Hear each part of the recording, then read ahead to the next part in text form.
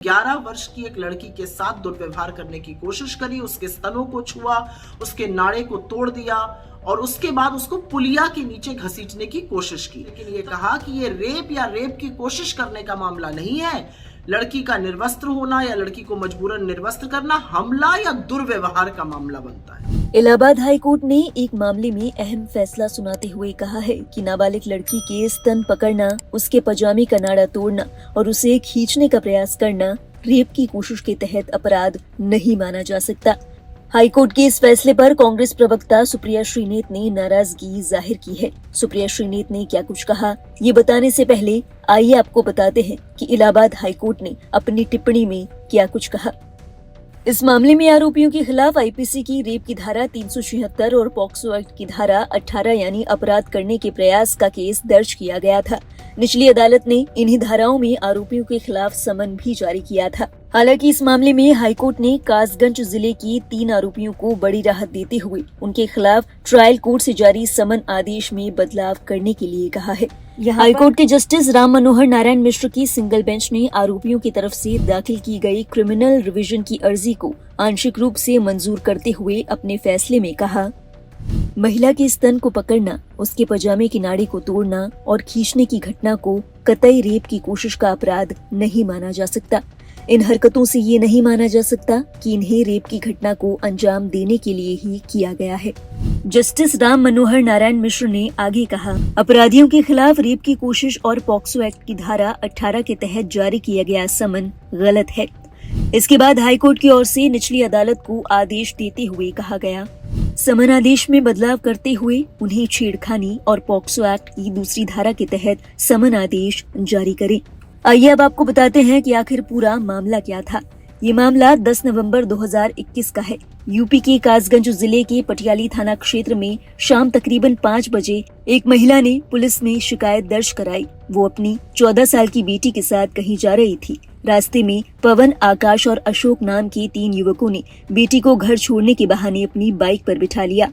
FIR में कहा गया कि आरोपियों ने रास्ते में एक पुलिया के पास गाड़ी रोककर बेटी के स्तन पकड़े और पजामे का नाड़ा तोड़ दिया।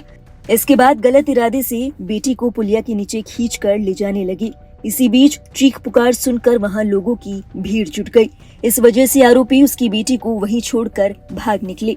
इस मामले में आरोपियों के खिलाफ आईपीसी की रेप की धारा 376 और पॉक्सो एक्ट की धारा 18 यानी अपराध करने के प्रयास का केस दर्ज किया गया। निचली अदालत ने भी इन्हीं धाराओं के तहत आरोपियों के खिलाफ समन जारी किया था। आइए अब इस केस के अहम बिंदुओं पर ध्यान देते हैं। आरोपियों ने 11 वर्षीय पीड़िता के निजी अंगों को हाथ लगाया। एक आरोपी ने उस बच्ची के पजामे का नाड़ा तोड़ दिया, फिर उसे पुलिया के नीचे खींचने की कोशिश की गई। इसी बीच वहां सड़क पर चल रहे कुछ राहगीरों ने हस्तक्षेप किया, जिसके बाद सभी आरोपी पीड़िता को छोड़कर भाग गए। निचली अदालत के फैसले के खिलाफ आरोपियों ने पिछले साल इलाहाबाद हाईकोर्ट में क्रिमिनल रिवीजन की अर्जी दाखिल की थी और अब हाईकोर्ट ने ये माना है कि ये अपराध रेप की श्रेणी में नहीं आता। इलाहाबाद हाईकोर्ट के इस फैसले के बाद सोशल मीडिया पर बहस छिड़ गई है।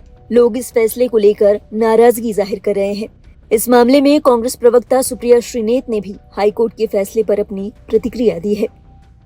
इलाहाबाद हाईकोर्ट का एक जजमेंट आया है जिसमें कहा गया है कि लड़की के कपड़े फाड़ना या उसके प्राइवेट पार्ट्स को छूना रेप या रेप की कोशिश का मामला नहीं है। इससे बहुत लोग उद्वेलित हैं, बहुत आक्रोशित हैं, बट क्योंकि इतना आक्रोश है तो कुछ बातें और जान लीजिए। पवन और आकाश नाम के 2 लड़के थे। उन्होंने 11 वर्ष की एक लड़की के साथ दुर्व्यवहार करने की कोशिश करी, उसके स्तनों को छुआ, उसके नाड़े को तोड़ दिया और उसके बाद उसको पुलिया के नीचे घसीटने की कोशिश की। तभी वहां पर कुछ गुजरते हुए लोगों ने हस्तक्षेप किया और पवन और आकाश उस 11 वर्ष की पीड़िता को छोड़कर भाग गए। ट्रायल कोर्ट ने इसको पॉक्सो के तहत रेप या यौन शोषण के मामले को बताया और ऑर्डर दिया। इलाहाबाद हाईकोर्ट ने लेकिन यह कहा कि यह रेप या रेप की कोशिश करने का मामला नहीं है। लड़की का निर्वस्त्र होना या लड़की को मजबूरन निर्वस्त्र करना हमला या दुर्व्यवहार का मामला बनता है। बस जानकारी के लिए बता दूं कि भारत दुनिया के उन देशों की सूची में आता है जो महिलाओं के लिए सबसे ज्यादा असुरक्षित, सबसे ज्यादा खतरनाक है। न्याय के लिए पीड़िता कहां जाए? इस मामले में वुमेन एक्टिविस्ट योगिता भयानक की प्रतिक्रिया भी सामने आई है। कि जबरदस्ती प्रिस्क्राइब करने पर और स्नैपिंग का स्ट्रिंग ऑफ पजामा किसी महिला का, तो ये रेप की श्रेणी में नहीं आता है।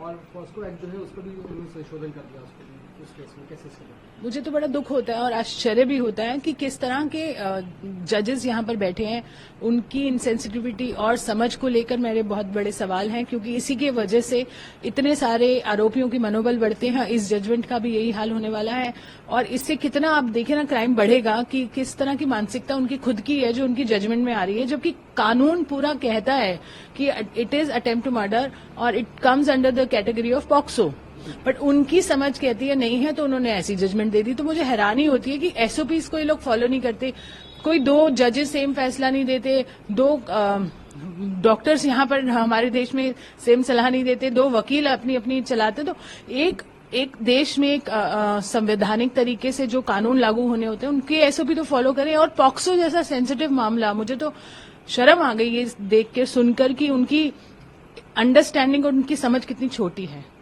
नहीं कि जो आरोपी होंगे उनका मनोबल बढ़ेगा कहीं पे? बहुत बढ़ेगा उनका मनोबल। देखिए आप इसी से रेपोकेशंस देख लीजिएगा, क्योंकि अभी ये हाईलाइट हो रहा है मामला और बहुत सारे मंचलों के तक पहुंचेगा और उन्हें लगेगा अरे ये तो जजेस हमें सपोर्ट कर रहे हैं और अरे इससे कुछ नहीं होगा, हम तो छूट जाएंगे। तो आप खुद देखिए ना, पहले ही इतनी प्रताड़ित है हमारी बेटियां, कितनी परेशान है, ना स्कूल जा पाती है ना खेलने जा पाती हैं, और उसके बावजूद अगर ऐसे फैसले आएंगे और इस तरह की स्टेटमेंट्स आएंगी तो बहुत ही मुझे लगता है हम बहुत पीछे जा रहे हैं। आगे बढ़ने की बजाय हमें लगता है प्रोग्रेसिव हो रहे हैं, और जजेस जो कि सोचा जाता है कि सबसे पढ़ी लिखी श्रेणी में आते हैं, उनसे ऐसा आना और उनकी समझ और सूझबूझ को मुझे बहुत बड़ा सवाल खड़ा करता है।